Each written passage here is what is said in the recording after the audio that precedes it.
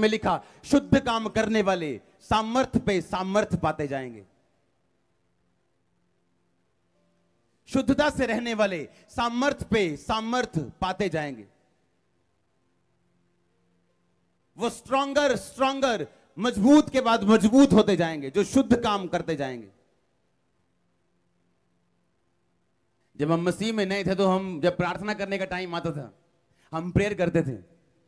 जब प्रार्थना खत्म हो जाती थी तो हम सभी जो यूथ लड़के थे, हम सभी इकट्ठे बैठ जाते थे और सबने मजाक शुरू करना, गंदा मजाक।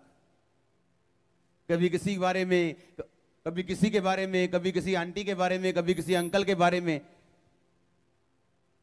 और मैंने क्या महसूस करना, क्योंकि वचन का पता नहीं था, अभी 2 महीने 3 महीने होते प्रभु में आए। बाद में हमने क्या महसूस करना कि इतनी प्रार्थना की है लेकिन हम खाली खाली क्यों हैं? मुझे खाली खाली क्यों लग रहे हैं यार? 6 घंटे प्रेयर किए पर खाली खाली क्यों महसूस हो रहे हैं? और ठट्ठा करने बैठ जाना, मजाक करने बैठ जाना, और बाद में क्या महसूस करना कि हम पता नहीं चलना, क्योंकि वचन मालूम नहीं था इतना। बाद में महसूस होना हम खाली क्यों हैं, हमें खाली खाली क्यों महसूस होता है, प्रभु की प्रेजेंस क्यों नहीं महसूस होती हमें।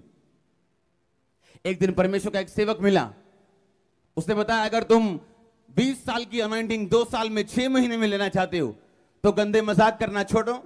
दूसरा, प्रभु के खिलाफ कुड़कुड़ाना छोड़ दो। तीसरा, अपने प्रार्थना के समय को सेम रखो, हमेशा प्रभु के साथ एक रिलेशनशिप बनाओ। वो दिन और ये दिन, तब फिर खाली कभी महसूस नहीं हुआ। हालेलुया। नहीं तो इतनी प्रार्थना करने के बाद भी यही लगना कि हम खाली खाली क्यों हैं, और कोई भी उत्तर ना मिलना, क्योंकि उत्तर बाइबल में था लेकिन बाइबल समझाने वाला कोई नहीं था। आप महसूस करोगे ठट्ठा करने के बाद किस तरह से आपकी अनॉइंटिंग कम होती। परमेश्वर हंसने से मना नहीं करता, लेकिन किस बात पे हंसना है आपको ये देखना है। आपकी एक बाउंड्रीज ठहराई गई, आपकी एक लिमिट है, जिस लिमिट में आप रह सकते हो, क्योंकि आप एक बड़ी कुर्सी के लिए ठहराए गए हो। वो कुर्सी तक आपको पहुंचना है, क्योंकि उस कुर्सी में आने के बाद जो रिजल्ट आएगा वो रिजल्ट आपकी इंसल्ट को खत्म करने वाला है। लेकिन जब तक वो इंसल्ट आपकी लाइफ में रहेगी, आप मसीह में तो होंगे पर एक जबरदस्त गवाह नहीं बन पाएंगे जब तक वो इंसल्ट आपकी लाइफ से नहीं जाएगी। और बाइबल बताती है इंसल्ट को दूर करने से पहले आपको वो कुर्सी चाहिए जो परमेश्वर आपके लिए डिजाइन करके मसा करके रखता है। उस कुर्सी तक पहुंचने से पहले आपको मसा चाहिए जो परमेश्वर आपको देता है, आपके प्रतिदिन के जीवन को देख के कि आप किस तरह का जीते हैं।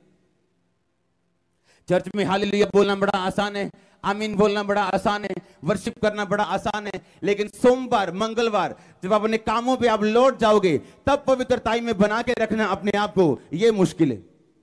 आप मोबाइल तो खोल सकते हो, फेसबुक तो खोल सकते हो, लेकिन फेसबुक का एक वीडियो देखते देते जो आप किसी मुक्केबाज का देख रहे हो, एकदम से बिकनी पहनी हुई लड़की आपके सामने आ जाए और आप बोलो ये तो वीडियो में ही है, मुझे देखना पड़ेगा, तो आप रॉन्ग हो। आपको वीडियो काटनी है, अगली देख लो, नो प्रॉब्लम, छोड़ दो उसको। आमीन। तो आप क्या बोलोगे? खाली खाली लग रहे हैं। तो मैं चाहता हूं वो नहीं हो रहा।